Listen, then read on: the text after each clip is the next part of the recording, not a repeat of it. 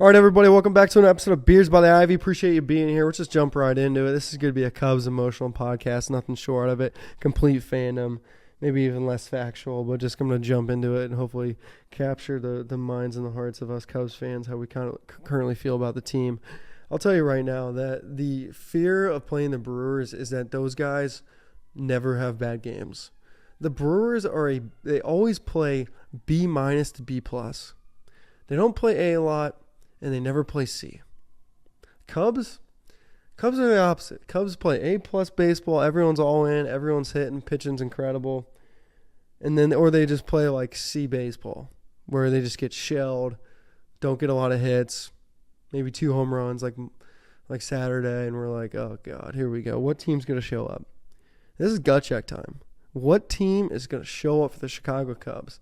Because Game 2 to me is a must win. You got to win one of the games, right? But after getting shelled on Saturday, Game 1, and then Matthew Boyd just being, literally like top 3 pitcher for the Cubs, losing him for nothing. Literally, the worst thing that could have happened was you put one of our 3 starting pitchers out there, and that pitcher gets shelled in the first inning. I mean, you can make an argument, well, at least he only threw, 60 pitches or whatever he ended up throwing. I thought it was less, but then I ran into this guy in the street, and I was talking to him. He said that Boyd threw 60. I thought he only threw, in the 30s, but regardless, okay, he didn't throw a full 100 pitches or whatever it is. And I'm just sitting here thinking, geez, man, beating the Brewers is not a small task. As much as us Cubs fans like to make fun of them for being our little brother, in a city that's not as good as Chicago, because Chicago's the greatest city in the world. It's just golly, man. They are just a solid team. All right, and then this game, they're not even pitching their second guy. They're not even pitching a Priester. They're pitching someone else. They're pitching and you'd think I would know this, but guys, come on now. I got a lot of shit going on, and I don't really always care what the Brewers got going on. Aaron Ashby from the bullpen's pitching tomorrow, so we'll see what the strategy is there. But golly, man, we got Shota on the mound. Shota's on a pretty much full rest, but in a way, it's like a half. It's like the 1 game back maybe, so it's not probably complete full rest. But that's the scary thing, man. You're gonna run. Boyd got completely worked. You got Shota Game 2. Taillon's gonna be Game 3. Who's going to throw Game 4 and who would throw Game 5? That's the scary thing, looking down the Cubs rotation without Cade Horton. I mean, maybe Cade Horton could somehow come back and throw Game 5. But you're probably not going to do that because you're not going to throw him in on the biggest game of a series in the year off of injury, are you? So that's my concern. It's a must-win. We need Shota at his best. He hasn't been at his best, I don't think, the last couple starts. So we're going to need him at his best. I also want to talk about the lineup for the Cubs.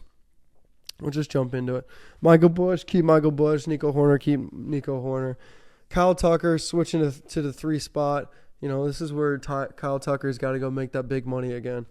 We need him back. I was there last week, Game 2, the game that we lost to the Padres. It was absolutely terrible, and the environment completely sucked because we were getting our ass kicked. Kyle Tucker looked so uncomfortable in the box.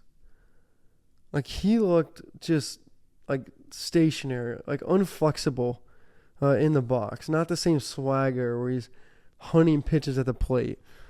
So, I mean, you can't be worse than that. So let's reform there. Say I was very comfortable the last couple games, still hot. Ian Happ, you need to do something.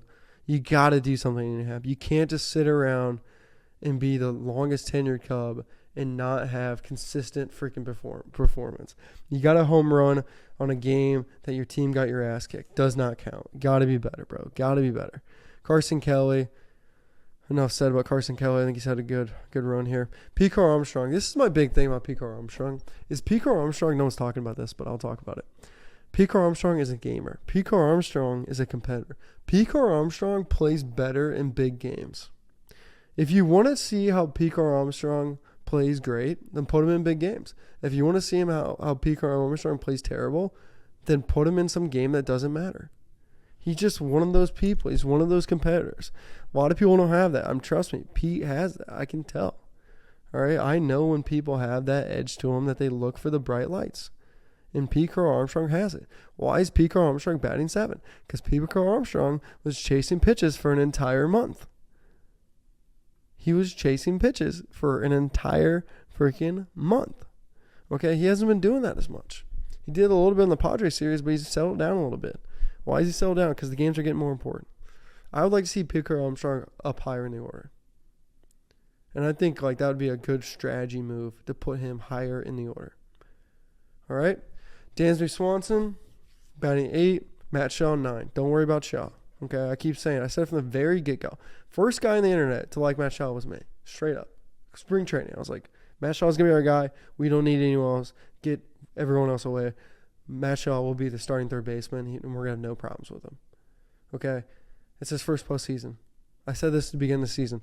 If we lose in the playoffs because our rookie third baseman can't hit, then that just means this team simply was not good enough. Okay, Matt Shaw had one of the biggest outs of the entire last series in the 9th inning when he picked that ball up and slinged it across the diamond. Okay? Matt Shaw's a competitor. I'm not worried about Matt Shaw. All right? I'm more worried about can Dansby Swanson hit? Can Ian Happ hit? Can Kyle Tucker get comfortable again? Those are the concerns in the lineup for me. It's not Matt Shaw. All right? So, yeah, that's the big question. Shota's pitching game 2. Tyon's going to pitch game 3. Who would pitch game 4? Who would pitch game 5? Must win on game 2.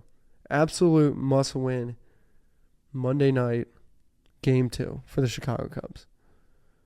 All right? Because they're coming in with game 3. The Brewers held back Priester. He will pitch game 3. Game 3 is going to be a hard game to win. Game 4, going to be even harder game to win. Okay? We got to win game 2. This is our game right now to steal it. I want to say something about Craig Counsell, and I'm always spacing the manager's name from the Brewers. Let me look it up real quick. Manager's name. Okay, here it is. Thank you, ChatGPT. Pat Murphy, that's right. Pat Murphy is the guy I wish we had for the Cubs because Pat Murphy has an ability to give leadership speeches, and I'm always concerned that Craig Counsell can't, and that exact type of leadership is something that the Cubs are missing. I'm part of the football world. I'm part of the hockey world. Coaches need to be able to give great speeches, and I just don't know if Craig Counsell can do that. I don't know if he can give that intensity. I want a manager when the team's playing flat and there's a call that's iffy. It's not even iffy. It's probably a right call, but you could probably argue it, that our manager sprints out there and just has a complete fit with the ump. And he's pumping the crowd up when he's coming out because there's an intensity there. It's like a hockey fight where you fight in hockey to kind of bring up the energy of the boys of the team. I want a manager like that. I want a manager when someone doesn't study or doesn't study the pre-game scouting report enough, and then they they swing at a slider, and then the guy's walking off, the manager just goes and rips him. What are you doing? Did you not do your homework? I told you it was gonna be a fastball. Why are you looking for a slider? I literally told you. I want that kind of intensity, that level of standard. That's what you got to do to win in sports.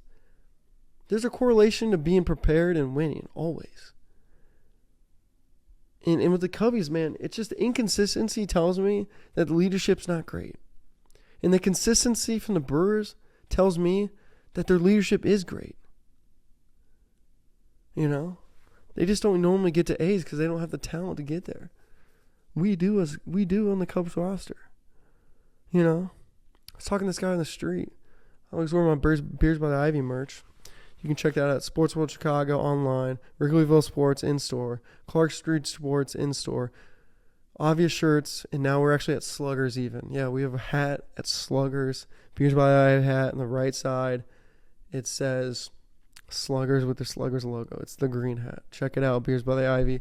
Beers by the Ivy. It's like my media podcast name, but it's also like my merchandise company. Drinking beers in Wrigleyville, celebrating the many members of Wrigley. So definitely check that out. But nonetheless, it's just the Brewers are always there, and they're not going to go away. And this is just going to be my closing argument because I think I've ranted enough. We have to close them out with competitive at-bats. We have to close them out with intelligent pitching, with a little bit of intensity, chasing down fly balls, catching grounders, knocking whatever grounders, whatever the phrase is, and competing at the plate. Every single freaking pitch has to be competed on. Every single hit for the Brewers has to be earned. No fluff balls. Competitive. If we can do that, Cubs will win Game 2. If we don't do that, we will lose Game 2 easily. Because the Brewers are bringing it. The Brewers are rested. We're hurt. We're down probably our best starting pitcher. It's gut check time. We got to compete. Go Cubs. All right, promo. Beers by the Ivy. Beers by the Ivy, promo code, Sportsville Chicago. I think it's like 10 or 15% off. Wrigleyville Sports again, 10% off. Also came out with shirts. Beers by the Ivy shirts, the Wrigley Bums shirts. It's super cool. People are buying them. It's freaking awesome. Check those out. And Wrigleyville Sports and Clark Street Sports.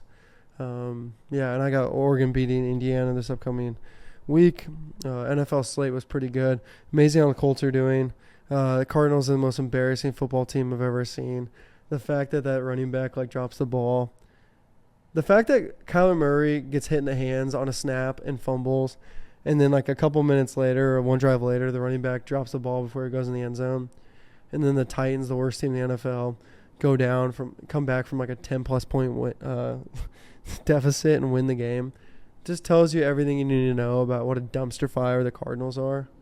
What a flat-out embarrassing display. The Ravens need Lamar Jackson. I think you could keep up the Lamar Jackson MVP because they look absolutely lost without Lamar Jackson. Patriots are actually beating the Bills 3-0 right now, which is unbelievable. Texans, are they back? Probably not because they just played the Ravens. Cam Scatterbo, I wish he could just got more carries. I just love watching that guy play for some reason. Buccaneers may win the Super Bowl. And Becca from Ohio State looks flat out incredible. Baker Mayfield's competitive level is right on point. He also just can sling the rock. He's playing unbelievable. That Seahawks-Buccaneers game was flat out awesome. Commanders got to get healthy, but big win over the Chargers. Colin Cowherd, I thought the Chargers were good. I guess they're not. Lions look back in form. It's funny. I didn't think they were going to be good once they got rid of Ben Johnson, but they kind of proved me wrong. I think the system that they have is essentially the same system. Less chances on the play call. They may even be better without Ben Johnson, as crazy that sounds. But that's a little football rant. Appreciate the Cubs. Time talking about the Cubs as well. Thanks, guys, for sticking around, I should say. And, yeah, go Cubs. Big game tomorrow. Peace.